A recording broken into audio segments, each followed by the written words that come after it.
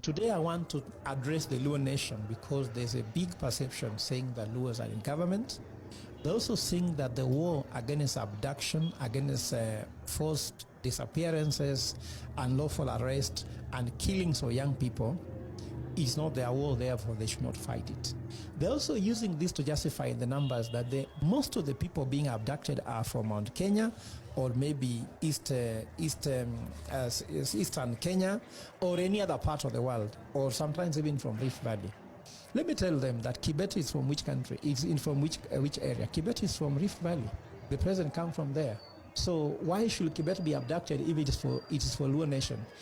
The narrative that is spreading around is being spread by politicians who are coming from Luo Nyanza, who have been given something in their mouth, so they are speaking without using their brains. And that is the truth of the matter. I've heard people saying, oh, Luos are in government, ODM is in government. ODM is not in government. The people in government are just a chosen few. Those people saying Luos are in government, telling us money inalala kwa samaki. Kwani umeenda Homa Bay hata kuna watu, people who cannot afford fish. That's why fish is coming to Nairobi. People who can afford fish are actually non-Luos. Some of us grew up in Luo Nyanza, but fish used to be eaten once in a blue moon. We couldn't afford it just because we don't have the means to make money. I've also heard people saying that projects have been shifted from Mount Kenya and have been taken to Luo Nyanza. Mention one single project in Mount Kenya which has stalled and the money transferred from Mount Kenya to Luo Nyanza. Mention one. All those promises the president made in Luo Nyanza, I sat down and counted them. Luo Nyanza, Kisii, and Western Kenya is a total of 5.1 trillion shillings. Yet the national budget actually is the one which was passed was 4.2 trillion. I've also seen that the president has increased the budget allocation. Now the budget being discussed between 2025 budget will be something above 4.5 trillion shillings. Yet people are being told we should cut our expenditures. What I'm telling you, my fellow Luo nation, that as one of the leaders of the Luo nation, let me tell you very clearly that there is no project which has shifted from Mount Kenya to Luo Nyanza. The only project which must have shifted from Mount Kenya to Luo Nyanza could actually be corruption, because that was happening. Money going to Luo counties and the rest, like the construction of the stadium, CI Stadium. Just let us know that they say Ruto constructed the stadium. If you go and look at the hill books, we show clearly that the money was constructed using the county money. All those guests you had there were at your cost. So the way they came in flamboyance there, it simply means very well that you are staying hungry. Well, these guests are being hosted, television money going to advertisements, to advertise the occasion, but for you are just watchers by, you are just passers by.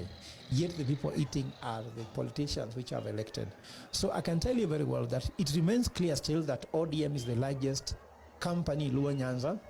So unless that is the company that is now being invested on, then maybe you can say Luos are benefited.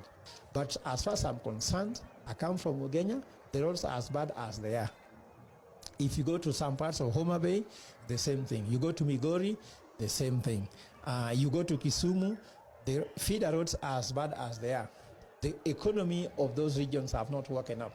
I can tell you that even now, the county with the largest contribution to GDP as we stand remains Nakuru, followed by Mombasa. Kiambu has been number 1, number 2, number 3. We have not seen any county in Luo Nyanza emerging to beat any county from Mount Kenya in terms of contribution to GDP. That is it. Siaya is not even in top 10. Kisumu is not even number 8, yet Kisumu is a city. So Nakuru is ahead of Kisumu in terms of contribution to GDP. And Kisumu is behind Kiambu, which is just a town. Murang'a is ahead of Kisumu, Siaya, Homa Bay, and Migori combined. So, truth be said, you are just being given speeches. That's what you are getting, speeches. After 2027, if you continue buying these speeches, you remain only with speeches.